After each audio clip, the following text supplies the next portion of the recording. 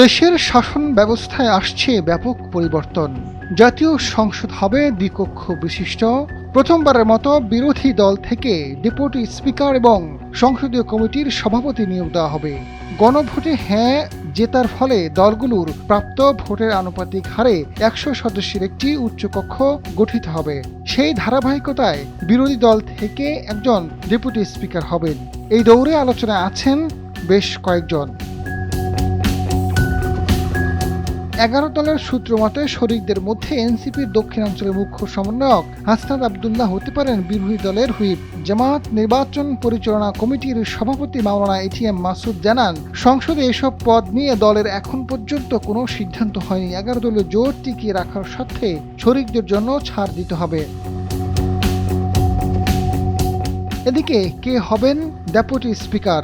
আলোচনায় আছেন জামায়াত ইসলামের সাবেক আমির মাওলানা মতিউর রহমান নিজামীর ছেলে ব্যারিস্টার নাজিবুর রহমান মোমেন, মীর কাশেম আলীর ছেলে ব্যারিস্টার আহমেদ বিন কাশেম আরমান। তবে ব্যারিস্টার নাজিবুর রহমান মোমেনের সম্ভাবনা বেশি। এবার দুই ধরনের দায়িত্ব পালন করতে হবে নির্বাচিত সংসদকে। শপথ গ্রহণের পর প্রথম ১৮০ দিন সংসদ সদস্যরা সংবিধান সংস্কার পরিষদ হিসেবে কাজ করবেন।